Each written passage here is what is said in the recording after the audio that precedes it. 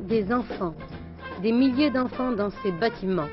Des enfants qui seront la population de demain et qui vivent en circuit fermé de l'école à la maison. Des gosses qui jouent sur le trottoir et qui deviennent un problème. Le problème débattu par les parents et les éducateurs au cours d'un colloque sur l'enfant dans la cité qui les a réunis il y a quelque temps de cela à Rennes. Monsieur Verprat, ces problèmes, quels sont-ils?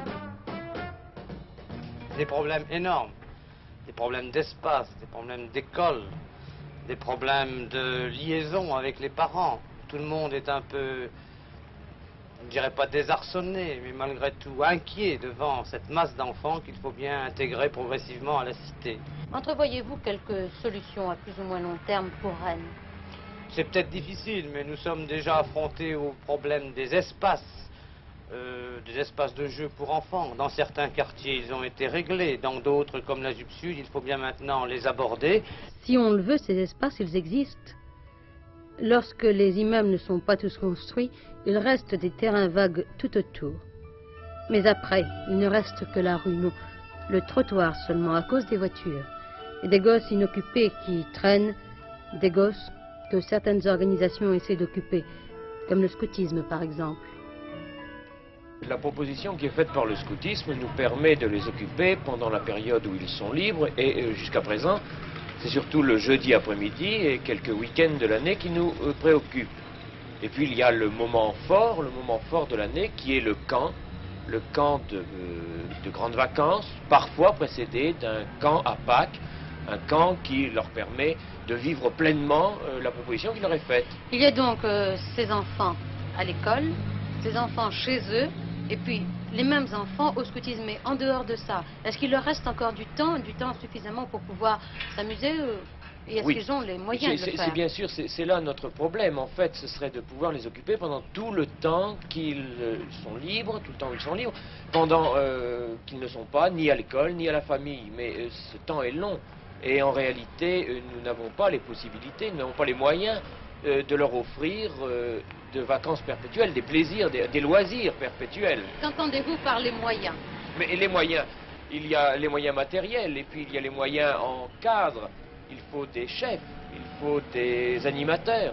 Et nous n'avons pas toujours la possibilité de demander à des jeunes de 18, 19 ans qui ont leur vie à eux, d'être suffisamment libres pour occuper les loisirs des plus jeunes.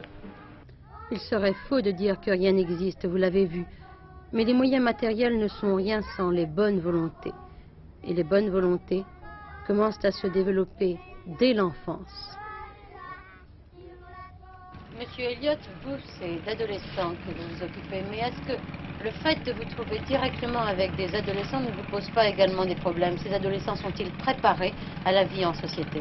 Enfin, il est bien certain que le problème des adolescents doit, dans une certaine mesure, être préparé au stade de l'enfance.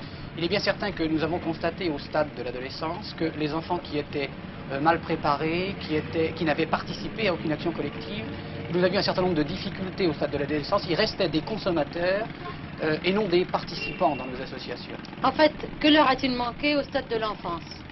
Je crois qu'il leur a manqué au stade de l'enfance un certain nombre de moyens. En particulier, je crois que tout n'a pas été fait dans ce domaine.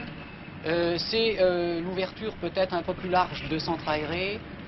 C'est l'ouverture un peu plus large des associations qui pratiquent sur le plan local une ouverture plus grande vers un certain nombre d'autres activités.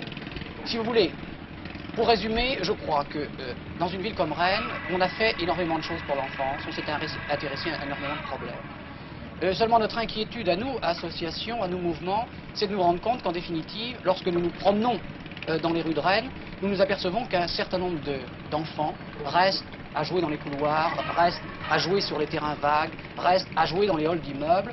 Et les problèmes que nous nous posons à partir de ce moment-là, quels sont les problèmes qui les rebutent alors qu'un certain nombre d'associations travaillent sur les quartiers, alors qu'un certain nombre de mouvements travaillent dans cette ville de Rennes pour l'enfance, quels sont les problèmes qui empêchent ces enfants de participer à ce type d'organisation?